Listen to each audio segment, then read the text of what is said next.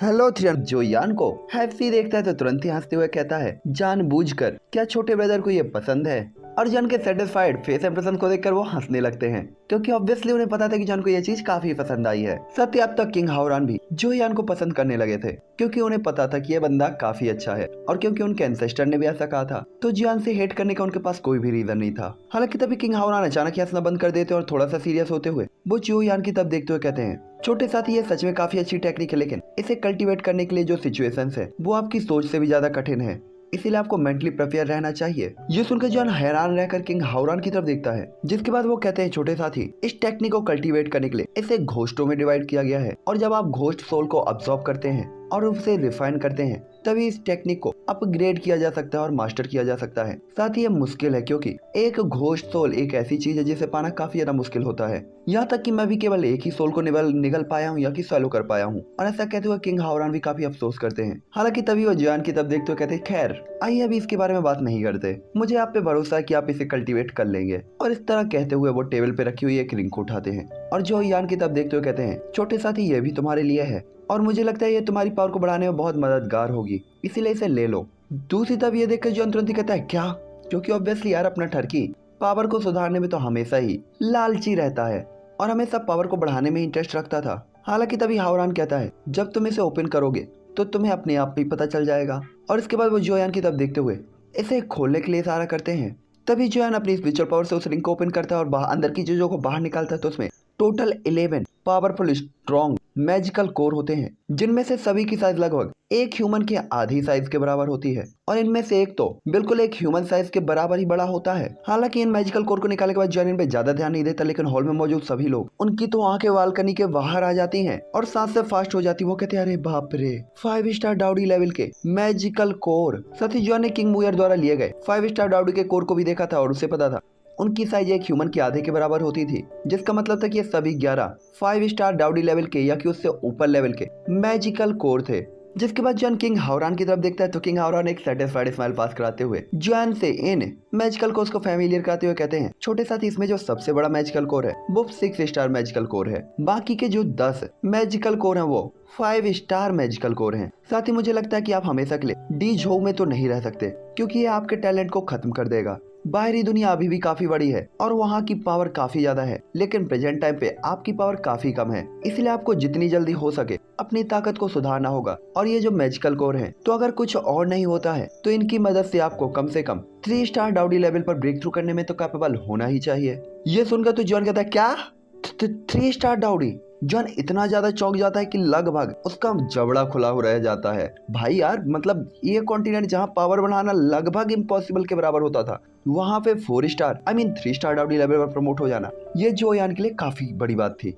जिसके बाद जो यान को समझ में आता है कि डेमोनिक ब्लड से उसे कितने ज्यादा प्रॉफिट होने वाले हैं। हो सकता है कि बिना डेमोनिक ब्लड के वो 2 स्टार डाउडी लेवल के इंटरमीडिएट लेवल पर रहता, लेकिन पावर बढ़ाना मुश्किल होता। बट डेमोनिक ब्लड उसकी बॉडी के अंदर आ जाने के कारण वो मैजिकल कोर्स की एनर्जी को डायरेक्ट अब्सॉर्ब कर सकता था और अपनी पावर को भी बढ़ा सकता था। दूसरी तरफ ये सुनकर न केवल जोयान बल्कि जो कोई भी हैरान रह जाती है। उसे पता था 3 स्टार डाउडी लेवल पर ब्रेक थ्रू करने के लिए उसके ग्रैंडफादर ने कई दसियों हजारों सालों तक कल्टीवेट किया था, जिसके बाद वो बड़ी मुश्किल से 3 स्टार डाउडी लेवल के लेट स्टेज पर पहुंचे थे और उन्हें डी झोंग के अंदर नंबर 1 टैलेंटेड मास्टर कहा जाता था। लेकिन जोयान वास्तव में इन मैजिकल कोर्स के ऊपर डिपेंड होकर 3 स्टार डाउडी लेवल पर प्रमोट हो सकता था, जो कि अभी अभी डाउडी कॉन्टिनेंट में आया था। यहाँ तक कि 1 साल भी नहीं हुआ था। इसीलिए वो खुद से ही कहती है, मैंने किस तरीके के आदमी से शादी की है, लेकिन दिल ही दिल में वो काफी ज्यादा खुश भी होती है कि चलो ये बंदा मेरा हस्बैंड है। तभी किंग हावरान कहता है, अरे इतने भी ज्यादा सरप्राइज मत होइए, अगर इन मैजिकल कोर्स को ऑब्जर्व करने के बाद आपको 3 स्टार डाउडी लेवल पर प्रमोट नहीं किया जा सकता है तो इसका मतलब होगा कि आपकी ब्लड पावर काफी कम है। लेकिन मुझे ऐसा लगता नहीं है।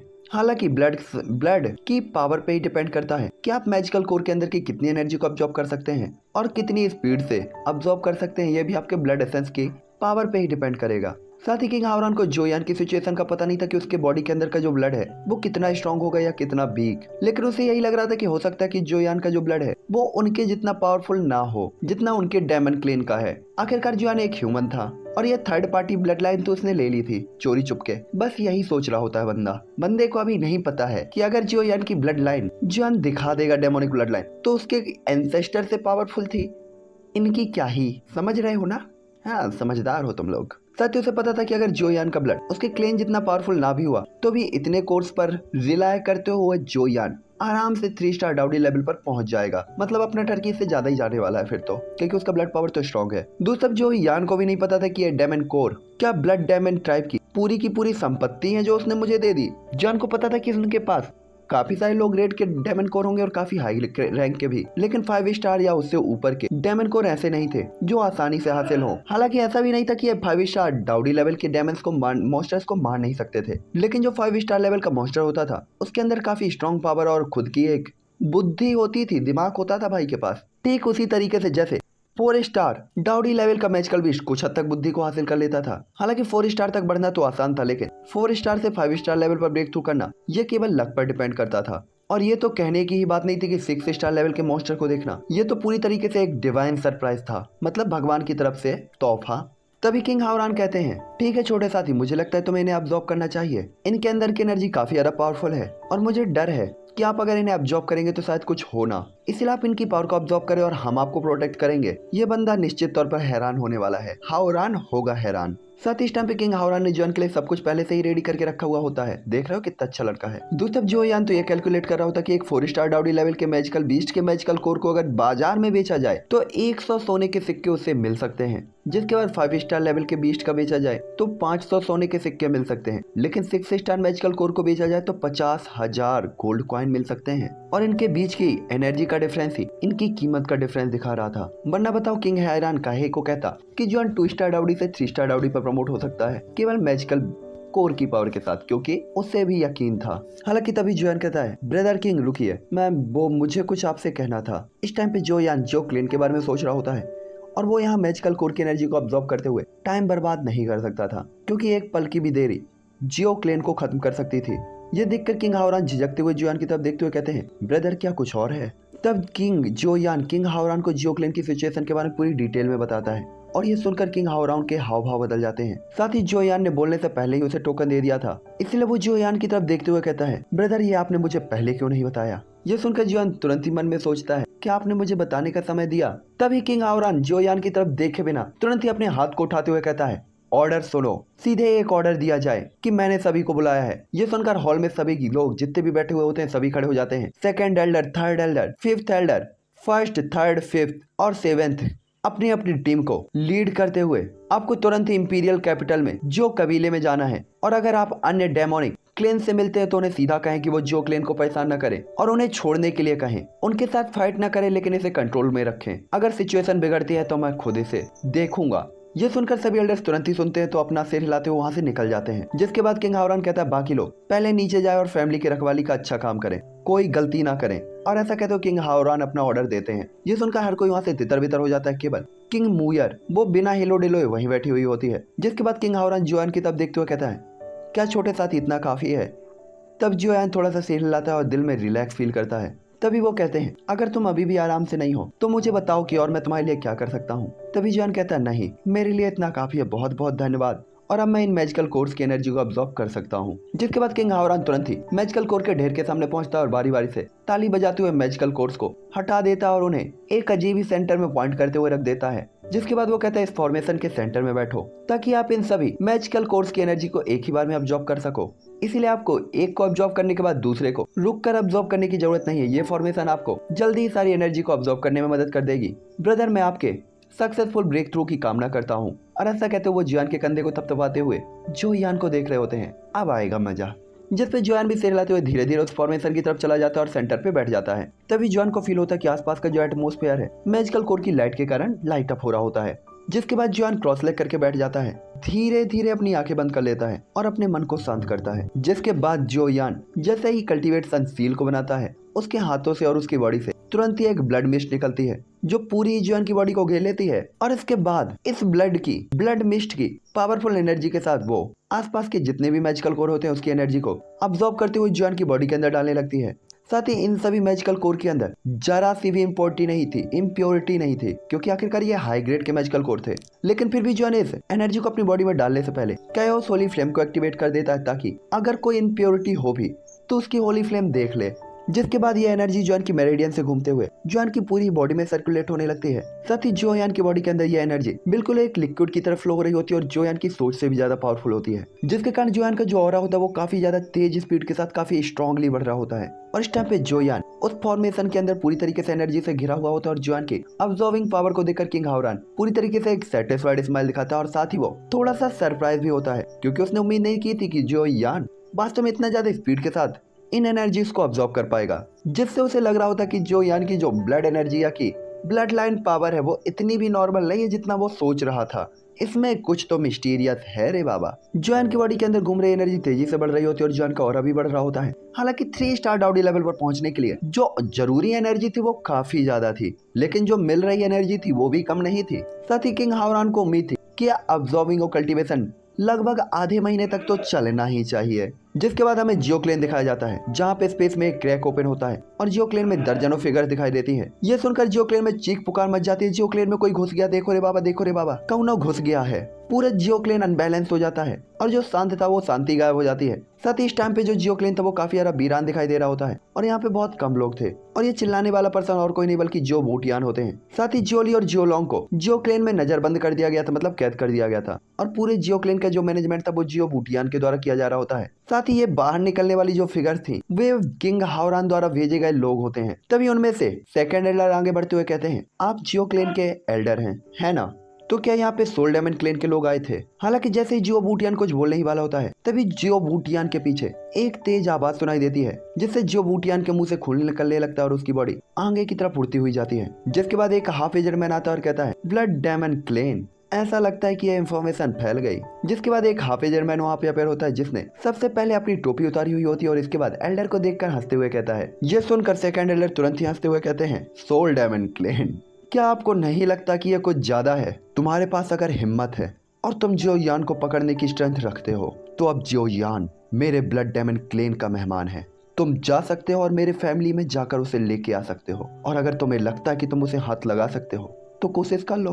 और ऐसा कहते हुए सेकंड एल्डर हंसने लगते हैं। ये सुनकर ब्लैक कपड़े पहने हुए वो हाफ एजर में थोड़ा सा हैरान रह जाता है और कहता है, ब्लड डायमंड ऑर्डर वो कहाँ है? ये सुनकर सेकंड एल्डर स्माइल करते हैं लेकिन कुछ भी नहीं कहते और काफी टेंशन फ्री तरीके से हाफ एजर मैन को देख रहे होते हैं। जिसके बाद वो पर्सन तुरंत ही कहता है, बड़ी बड़ी बातें, तुम मुझे ब्लड डायमंड ऑर्डर दिखाओ, क्या तुम इसे बाहर नहीं निकाल सकते? तो फिर तुम मुझे बेवकूफ बनाने की कोशिश कर रहे हो और ये अभी भी कंफर्म नहीं है कि इसे कौन प्राप्त करेगा, लेकिन अगर ये मुझे मिला तो मैं आपके ब्लड डायमंड क्लेन को बिल्कुल नहीं छोड़ूंगा। इस टाइम पे उस हाफ एजर मैन को ब्लड डायमंड क्लेन के सेकंड एल्डर पे जरा सा भी ट्रस्ट नहीं होता। तभी सेकंड एल्डर कहते हैं, निश्चित तौर पर मैं इसे बाहर नहीं निकाल सकता क्योंकि blood diamond token diamond emperor के हाथ में है। और ऐसा कहते हुए सेकंड एल्डर काफी ज्यादा अच्छे मूड में होते और जरा सी भी नाराजगी नहीं दिखाते। जिसके बाद वो थोड़ा सा रुकते हुए सीरियस होते हुए कहते हैं, डायमंड एम्परर का ऑर्डर है कि डायमंड क्लेन के सभी ब्रांचेस को जियो क्लेन को परेशान करने की इजाजत नहीं है। जियो क्लेन को तुरंत छोड़ देना चाहिए वरना खामियाजा बुरा हो सकता है। ये सुनकर वो ब्लैक कलर का कपड़ा पहने हुआ हाफ एजर मैन तुरंत ही कहता है, डायमंड एम्परर कौन है? ये सुनकर सेकंड एल्डर कहते हैं, बेशक मेरे पैट्रियार्ट और ब्लड डायमंड टोकन अब हमारे क्लेन में है, इसीलिए मेरे पैट्रियार्ट ही स्वाभाविक तौर पर नए डायमंड एम्परर हैं। यह सुनकर वो हाफ एजर मैन तुरंत ही कहता है, तुम किसे बेवकूफ बना रहे हो? क्या तुम्हें लगता है कि मैं 3 साल का बच्चा हूँ? साथ ही वो ब्लैक पर्सन अनसेटिस्फाइड होता है। यह सुनकर सेकंड एल्डर तुरंत ही कहते हैं, क्या तुम ऑर्डर को अनफॉलो करने की हिम्मत करते हो? क्या तुम्हें डर नहीं कि ऑर्डर को ना मानने के कारण तुम्हें पनिशमेंट दी जा सकती है? और ऐसा कहते हुए सेकंड एल्डर काफी सीरियस होते हैं। आखिरकार ऑर्डर्स को फॉलो न करना और ऑर्डर्स का विरोध करना डैमेज ट्राइब के अंदर ये सबसे बड़ी अपराध थी और ऐसे अपराध की जो सजा थी उसका मतलब था या तो सीधे ही निपटा दो या कल्टीवेशन को खत्म कर दो, और कल्टीवेशन को खत्म कर देने का मतलब था मौत। इस टाइम पे उस हाफ एजर मैन के दिल में तो उथल पुथल मची हुई होती है क्योंकि वो ऑर्डर को अनफॉलो तो नहीं कर सकता था, लेकिन उसे इस तरीके से डराना भी बिल्कुल इम्पॉसिबल था क्योंकि ब्लड डायमंड ऑर्डर था भी तो नहीं अभी यहाँ पे। इसलिए वो तुरंत ही कहता, मैं नहीं जानता डायमंड एम्परर कौन है। साथ ही हमें कोई भी मैसेज नहीं मिला जिसमें कहा गया हो कि नया डायमंड एम्परर कौन है।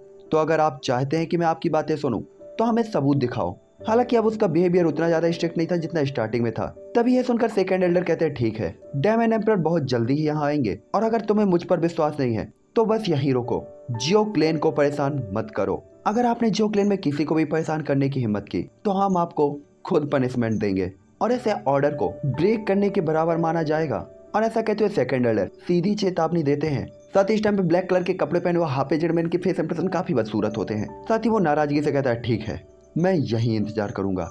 लेकिन आपने वास्तव में अगर मुझसे झूठ कहा होगा और नकली ब्लड डेमन ऑर्डर की बात होगी तो सबसे पहले मैं आप पे अटैक करूंगा।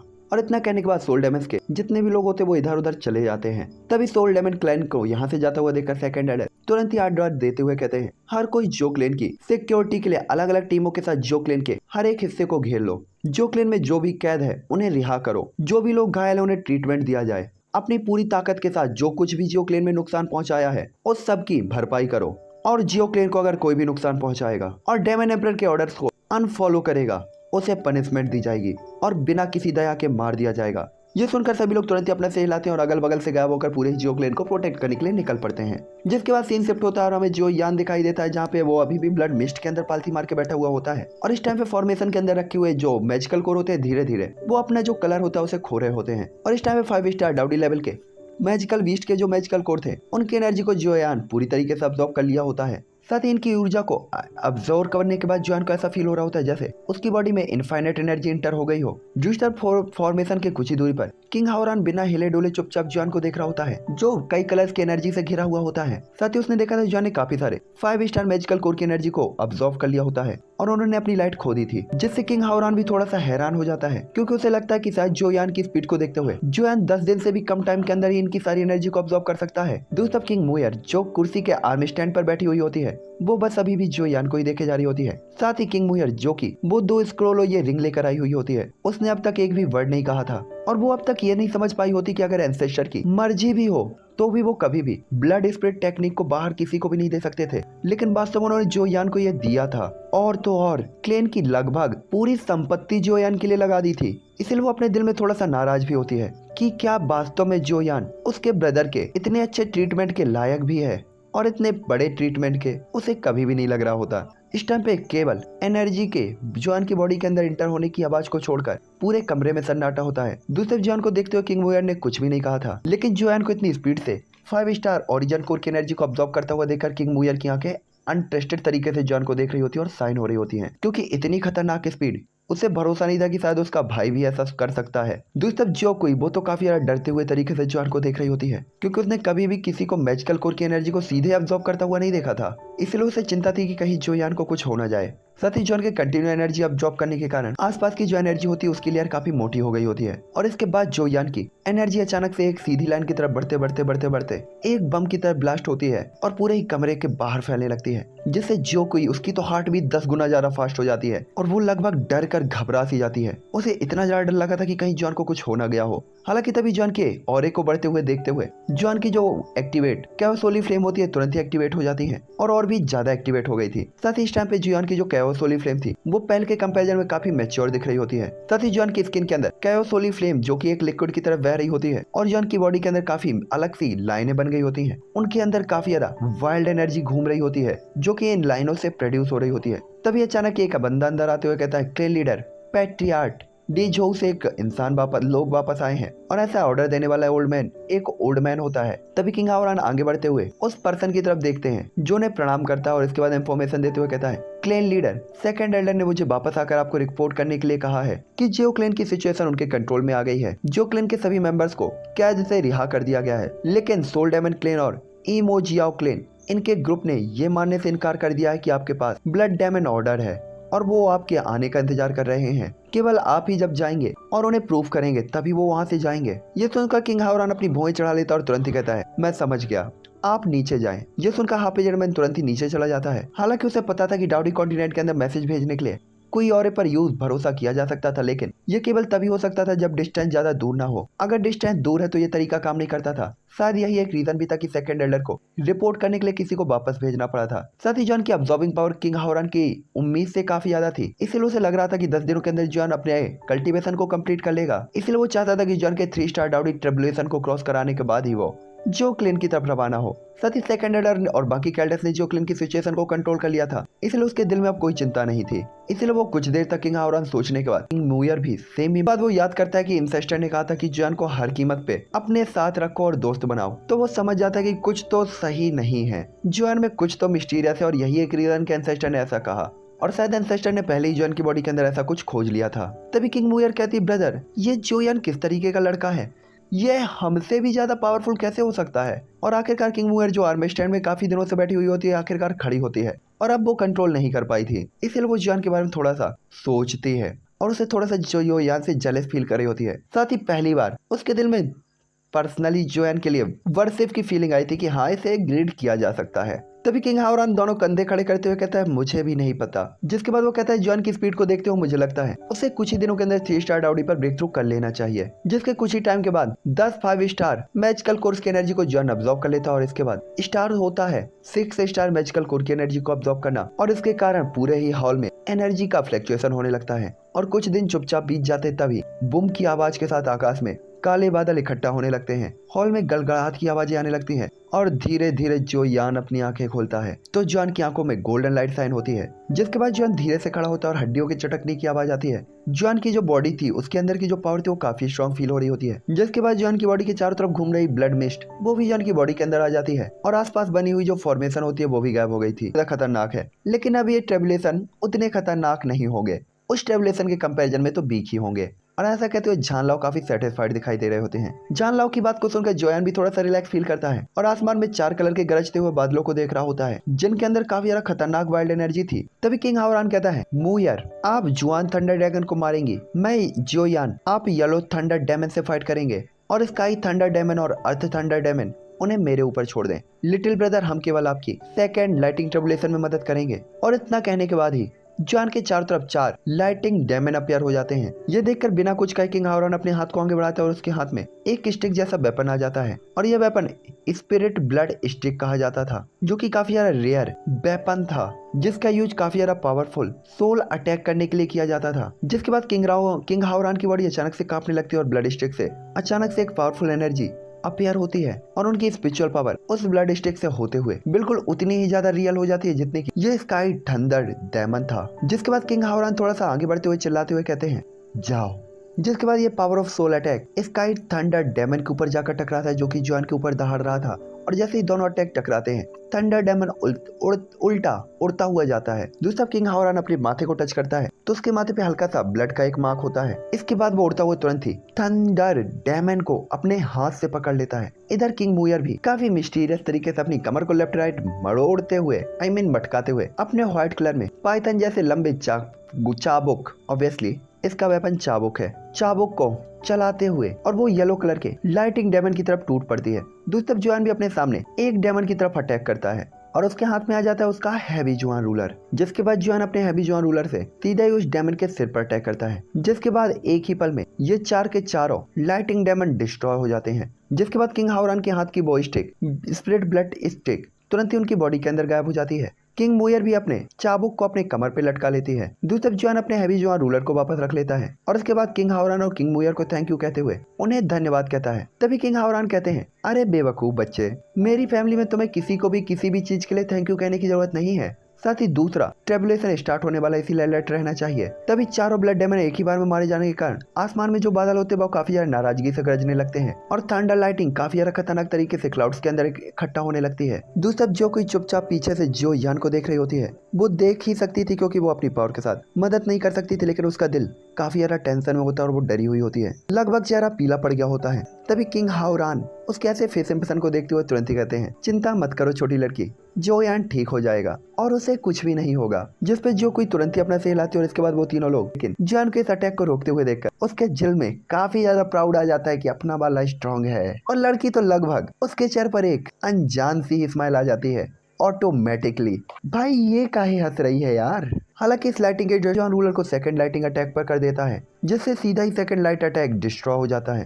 और दूसरे लाइटिंग अटैक के डिस्ट्रॉय होते ही वो लाइटिंग अटैक की पावर लाइट में बदलकर जॉन की बॉडी के अंदर एंटर हो जाती है। ये देखकर बादल थोड़ी देर के लिए रुकते हैं और उनके अंदर ऐसा लगता है कि जैसे एक वॉर्टेक्स क्रिएट हो गया हो और इस टाइम पे उसे वॉर्टेक्स के अंदर घूम रहा लाइटिंग बोल्ट पूरी तरीके से एक ड्रैगन की तरह बन जाता है और ऐसा लग रहा होता है ये ड्रैगन कई सालों से यहाँ पे फंसा हुआ हो जो कि काफी पावरफुल ऑरे को रिलीज कर रहा था। जिसके बाद हल्की सी येलोइश कलर की पावरफुल लाइटिंग गरजते हुए बाघ की तरह जोयान की तरफ दौड़ पड़ती है तो जोयान की आंखें काफी ज्यादा स्टेबल होती हैं। उसके बॉडी के अंदर की वो ओरिजिन कोई और उसे एक्टिवेट करता है और इतनी फास्ट लाइटिंग अटैक का सामना करते हुए जोयान बिना किसी डर के तुरंत ही आगे बढ़ते हुए चिल्लाते हुए कहता है yellow spring palm, yellow spring finger और जॉन के हाथ से सक्शन फोर्स ओरिजिन कोई की तरह जनरेट होते हुए ब्लैक होल की तरह लाइटिंग अटैक की तरफ बढ़ रहा होता है और एक 100 फीट आकार की येलो स्प्रिंग पाम और येलो स्प्रिंग फिंगर अटैक तुरंत ही येलो थंडर अटैक से जाकर टकरा जाते हैं। इस टाइम पे 3 पावरफुल अटैकों को एक साथ जनरेट करते हुए देखकर जो ये लाइटिंग अटैक होती है इसे पूरी तरीके से एक साथ डिस्ट्रॉय कर दिया जाता है। लेकिन अभी भी जॉन रिलैक्स करने की हिम्मत नहीं करता और अपनी स्पिरिचुअल पावर को चारों तरफ शो कर देता है,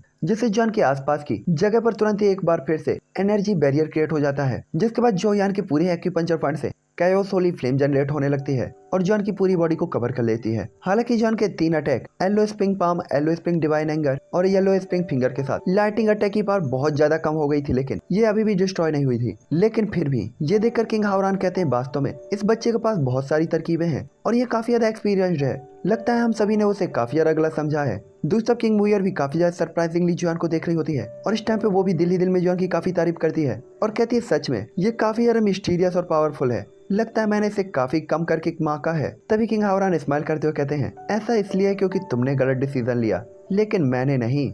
और ऐसा कहते हुए उनके चेहरे पर अचानक स्माइल आ जाती है और किंग हावरान भी जॉन द्वारा दिखाए गए अटैकों को देखकर दिल ही दिल में काफी तारीफ कर रहे होते हैं। तभी किंग मुयर अपना सड़ा समूह बनाते हुए किंग हावरान की तरफ देखती है और वापस से चियो यान को देखने लगती है। तभी वो देखते हैं कि येलो लाइटिंग डिस्ट्रॉय हो गई होती है और जॉन के अटैकों ने लाइटिंग को काफी ज्यादा नाराज कर दिया होता है। हालांकि बचा हुआ जो लाइटिंग अटैक था वो जैसे ही जोयान की बॉडी से जॉन के स्पिरिचुअल पावर के बैरियर से टकराता है तो कुछ ही टाइम के अंदर वो जॉन के स्पिरिचुअल पावर के बैरियर को क्रैक कर देता है और इसके बाद जो जैसे ही जॉन से टकराने वाला था कि तभी जोयान तुरंत ही कहता है फ्लेम डिवोरिंग सुनामी, लेकिन इसका नाम चेंज करके यहाँ पे कर दिया गया है फ्लेम स्लिफ्टिंग रूलर। और ये प्रेजेंट टाइम पे जोयान की इंटेंट क्लास डाउट टेक्निक थी फ्लेम स्लिफ्टिंग रूलर, लेकिन इसकी जो पावर है वो फ्लेम डिवोरिंग सुनामी की तरह है। और जॉन की प्रेजेंट टाइम की पावर के साथ वो इस अटैक की पूरी पावर को यूज कर सकता था और जॉन की स्काई फायर और हैवी जोयान रूलर के साथ मिलकर इसकी पावर कई हजार गुना ज्यादा बढ़ गई होती है और आसमान में 1000 फीट ऊंची फ्लेम की लेयर दिखाई देती है जो लाइटिंग की माँ लाइटिंग का कीमा बना देती है, कीमा। और जैसे ही लाइटिंग अटैक डिस्ट्रॉय होता है तो ये नेचुरल प्योर एनर्जी में बदलकर जो यान की बॉडी के अंदर एंटर हो जाता है और जॉन का पावरफुल ऑरा एक बार फिर से चारों तरफ फैलता है और ये होता है 3 स्टार डाउडी। जिसके बाद आसमान में गरज रहे बादल भी धीरे धीरे कम हो जाते हैं और जो यान धीरे धीरे जमीन में आता है। यह देखकर किंग हावरान हंसते हुए जॉन की तरफ देखते हुए कहते हैं लिटिल ब्रदर तो सच में काफी ज्यादा जीनियस है। और जॉन के कंधे को थप्पी से अगर आप लोग को मैसेज न कर पाऊँ तो समझ लेना लाइट नहीं है, ओके इतना तो कर ही सकते हो। Bye bye 3 family, tata. अरे हाँ, अभी भी एक और वीडियो आएगा तो उसको भी ज़रूर देख लेना। हो सकता है थोड़ा सा लेट हो 11-12 बज जाए बट आएगा ज़रूर। Okay bye bye.